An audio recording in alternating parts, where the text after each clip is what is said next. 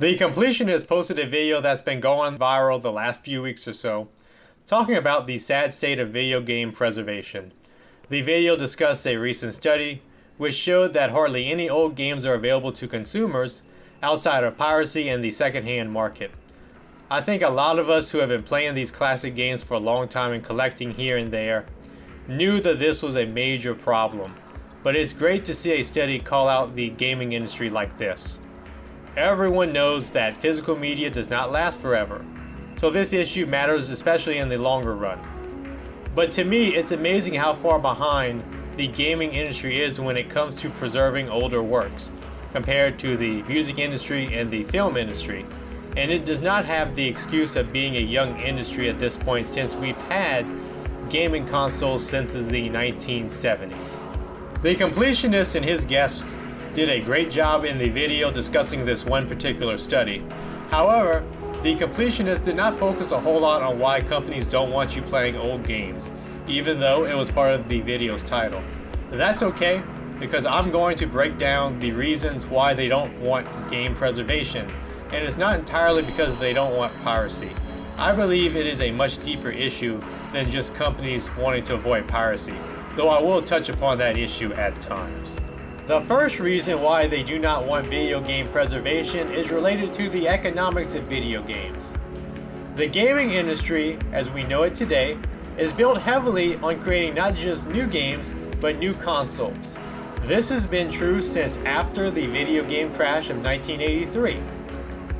If you are happy playing your older games on your original consoles, whether it be NES, Super Nintendo, PlayStation 1, N64, etc., the gaming industry as it stands today does not see you as a potential customer. I don't care if it's Nintendo, Microsoft, or Sony. Their business models are built primarily on convincing you that you need their latest console so you can play the latest and greatest games that are supposed to be better than your older games.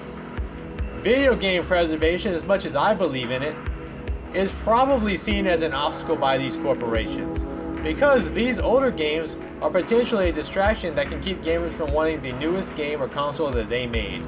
If Nintendo, Microsoft, or Sony cannot convince you that their latest game or console is better than your old stuff, they're in trouble. Now, in the past and even today, this forward-thinking model has been beneficial in a lot of ways, because, for example, it's harder to do piracy on brand new consoles in most cases than if the same hardware was being used for 10 to 15 years at a time. The music industry, for example, did not have this advantage in the early 2000s. For physical media, they were mostly stuck with the CD at that point. It also didn't help that the music industry attacked customers, doubled down on their failing business model of selling overpriced CDs, and failed miserably as a result. Even Nintendo, with all their issues and the things that they've done in recent years, they've never been as anti-consumer as the RIAA in the 2000s, and that's saying a lot. It also does not help that the console market, if you ask me, has been a bit of a mess lately, because Generation 7 and 8 lasted too long from a hardware standpoint compared to Generation 5 and 6. And Generations 8 and 9, in my opinion, have not been as big of an improvement compared to previous generations before them. For those of you that remember the 90s, for example, remember the jump from Super Nintendo and Sega Genesis to N64 and PlayStation? Massive leap. And then the jump from N64 and PlayStation to Dreamcast, PS2, GameCube, and original Xbox. Another big leap. Compared to those shifts in technology, the jump from generation to generation today does not feel as big anymore. And for me, that has led me, and probably a lot of other people, to check out of modern gaming a bit and play more older games instead. I honestly believe that this lack of progression could cause a crash in the longer run, at least for consoles. But I hope I'm wrong about that, and it's not the main point of this discussion anyway. However, I do think that's part of the reason why retro gaming has become as trendy as it has in recent years, which has led to more interest in preservation. I know for me, the older games have been more interesting than a lot of the newer games that have been coming out lately. And that was not necessarily the case back in, let's say, Generation 6. If I want some newer games, I have a PC for that. I do play mostly on PC nowadays, and PC gaming is a lot more accessible than it used to be. And backwards compatibility is a lot better on PC than consoles anyway, and it has been for a long time. Now, getting back to old games, particularly old console games and their lack of availability, that's not to say that the three big console manufacturers never re-release their older games. However, it's a sideshow, not the main attraction. For Nintendo, it's a bonus to add older games of theirs to Nintendo Switch Online as part of that subscription. Sony does the same thing nowadays with PS Plus Deluxe and Premium. Now, Microsoft for a while was doing great work with their backwards compatibility, allowing you to play some original Xbox games on Xbox One and Series X. Unfortunately, their work came to an end in late 2021 because of a whole host of issues, so it was probably too much of a headache. And the fact that a company as big as Microsoft ran into so many issues with things such as licensing proves to me that the industry has some underlying issues here that need to be solved. It should not be this hard for a company as big as Microsoft to be able to preserve old games.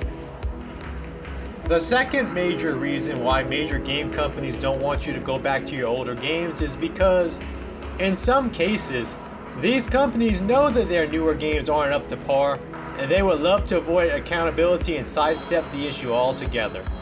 A great example of this is EA.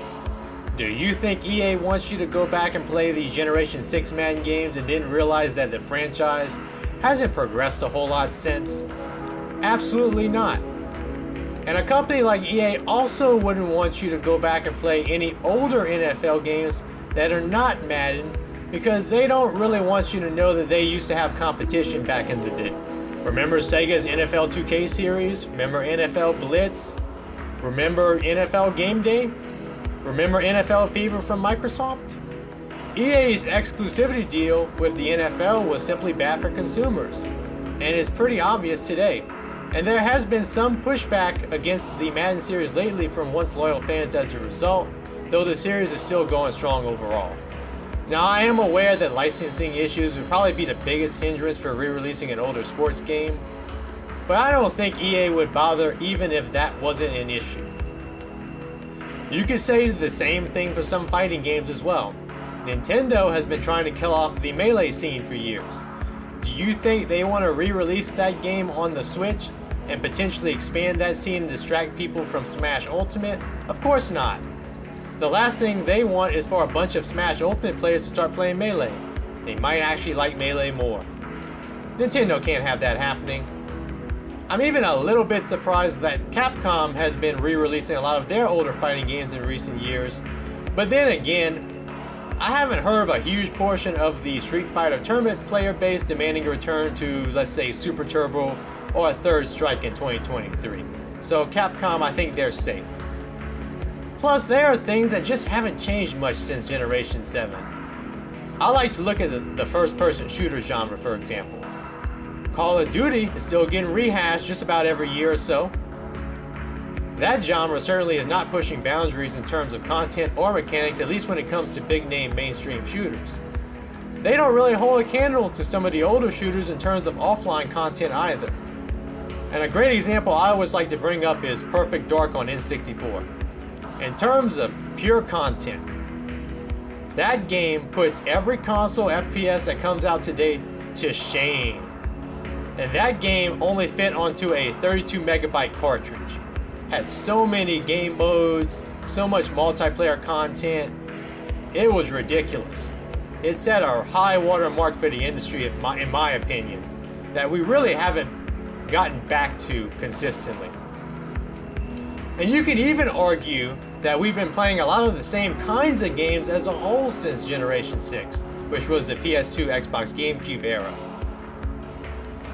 Another smaller side note is that it doesn't help that the bigger organizations in the gaming media are really in no position to hold the industry accountable here. They are dependent on advertising money, and they need to be friendly to the major publishers for interviews about the latest games in order to keep their website traffic high. So they can't call out a lot of high-profile games too harshly, for example. Have you noticed that a lot of new AAA games you can see quite a few issues mentioned in the reviews, but the score is going to still stay fairly high, like an 8 or a 9. When in previous times, a lot of issues that were being mentioned in these newer reviews, they would have resulted in a lower score a couple generations back. So a good example of this is Street Fighter 6, IGN's review in particular. It reads more like a 7.5 or 8 out of 10 review, but ends up with a 9 at the end. But going back to preservation, they're also not going to call out these companies for not preserving classic games. Sure, they might mention a study or two here and there in an article, but they will not rock the boat too hard. Whether it be with reviews or negative stories that make the industry look bad. So look at what happened, those of you that might remember this.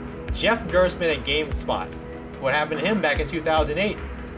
He got pushed out of the company that he really helped to build. All because he dared to give Kane and Lynch a critical review even though the game was being advertised on GameSpot's website back then. He actually had integrity. He didn't care about the advertising money, and he paid the price by losing his job. Now, of course, he bounced back pretty quickly by founding Giant Bomb, and he took a lot of ex-GameSpot employees with him. A lot of those people that he helped found the company with, they left GameSpot to join him. So it turned out okay for him in the longer run. But the point I'm trying to make is, the gaming press will not advocate for preservation because they need corporate money to survive. Jeff Gerstmann was a threat to that for GameSpot at the time. They're compromised on this issue just like they are with reviews. The last major threat to video game preservation that I would like to talk about is control, particularly the industry's fear of losing control of their games. Now yes, piracy is something they are worried about because they saw what happened to the music industry. As I mentioned before, the music industry lost a ton of money in the 2000s because customers were no longer willing to buy overpriced CDs since they could get music for free via file sharing, albeit illegally. These corporations in the gaming industry often see ROMs as a symbol for piracy, just like record labels saw the MP3 the same way for years. However, control goes even beyond losing control over distribution. They would prefer it if no one played these old games rather than losing strict control over what games you play and, more importantly, how you play them. Because the thing is, and this goes back to my original point about economics, they want you to do it their way in order to make them the most money, not just a little bit of money. While I did say earlier that corporations like Nintendo were not as anti-consumer as the RIAA, that is only in the sense that they are not going to go after customers directly for downloading old games illegally. At least not yet. They are still anti-consumer in other ways. Nintendo and many other game publishers do not want you to play old games in a convenient manner. They don't even want you playing them on the original consoles if they could have their way. They actually want you instead to play them only occasionally on the newest consoles, which means you have to not only buy the newest console, but also pay again to either get the games individually, in a compilation which may or may not be of high quality, or get them as part of a subscription. Plus, if they sell it to you as part of a subscription, you own nothing. And even worse, you have to keep paying over and over again each month to keep accessing them, whether you do access them or not. That makes them money consistently over time, and then they can take away these releases at any time they want.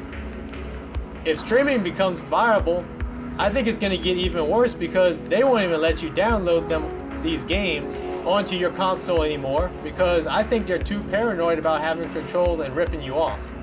And I'm not even sure if that would be enough, i.e. streaming. If streaming would be enough to make preservation more commonplace out of convenience, considering all the other points I've made throughout this discussion. There is no way they are going to start selling you ROMs with their current mindset, outside of the occasional compilation which they can tightly control and lock down. It is not just that the ROM can be pirated to other people, as that has already been going on for a long time at this point with minimal impact to the industry. They also know that ROMs and emulators represent freedom. You can run ROMs in your emulator of choice on just about any device you can imagine, whether it be your PC, your smartphone, or Raspberry Pi, just to mention a few examples. You can even play them on the appropriate consoles with aftermarket devices like EverDrive cartridges, depending on the system the game was originally made for. More importantly, if you were able to buy a ROM legally with no DRM attached like you would buy music from iTunes, Amazon, or Bandcamp today, you would only need to pay for it one time. Then you can re-download it, copy it over to other devices, and make backups. At that point, you don't need to keep paying these companies over and over again for the same game. You have it in a file that's more versatile than any physical copy. You don't need their console, or even the older consoles for that matter. It's a great deal for you, the consumer, but not for these anti-consumer businesses that would prefer you to own nothing, but keep paying for the mere privilege to play the classics you grew up with, but only some of them. Before I end this video, I do want to go into some examples of what I believe is good video game preservation in the marketplace. I don't want to just focus on the problems, I want to focus on potential solutions as well. I did mention Microsoft's efforts earlier toward backwards compatibility, but there are better examples out there of re-releasing old games that are still going on today. One fantastic example is Good Old Games. They're owned by CD Projekt Red, the makers of the Witcher games, and Cyberpunk 2077. Good Old Games has done an amazing job of working with rights holders and tons of different companies, big and small, to get old DOS and Windows 95 and 98 era PC games re-released with no DRM attached, as well as other classics. Most of the classic big-name DOS titles, for example, that are still remembered as classics today, are available to purchase for somewhere between $5 and $10 depending on the release, and they often go on sale for much cheaper. And some of these older games are even patched to work better on modern Windows, particularly older Windows 95 and 98 games. Also, there are some smaller publishers out there dedicated to re-releasing older console and PC games. Pico Interactive is one example that comes to mind. They've managed to obtain the rights to some obscure 8-bit and 16-bit games, and they've released them on Steam and elsewhere with the ROMs included. Ziggurat Interactive has a pretty similar business model. They've re-released not too long ago some older Data East arcade games. Pixel Games UK does this as well, but they focus a lot on 80s PC games, like ones from the Commodore 64, Amiga, ZX Spectrum, and Amstrad CPC. They've even re-released some older Atari Lynx games recently, mostly those created by Epix. Whenever there's a Steam sale going on, go buy some of these re-releases in order to support companies doing the right thing in the marketplace. I think companies like this are part of a solution, especially if they can get more traction and re-release higher profile games. So overall, I think the industry needs to change the mentality, especially the rights holders, whether it be the publishers or anyone else involved. There's a lot of work that needs to be done in order for the industry to show that it is serious about preservation at this point. Good Old Games showed that it can be done on the PC side of things while making games accessible for a good price. It can be done for old console games as well. Plus, I want to emphasize that I'm not a freeloader. I don't expect every single ROM from every single old console to be available for free.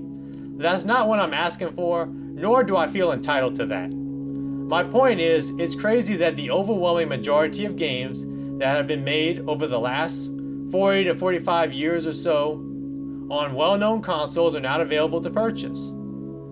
There are so many older games that I can't realistically buy even if I wanted to, outside of maybe the second-hand market. We deserve better as gamers and consumers, plain and simple, and that's where I'm going to end this discussion because I think I've said enough for now. If you enjoy watching me discuss my thoughts on video game preservation, hit that like button and consider subscribing if you haven't already for more content like this, as well as playthroughs of classic and sometimes newer games done without continues or cheats. Thank you for watching, and I'll be back soon.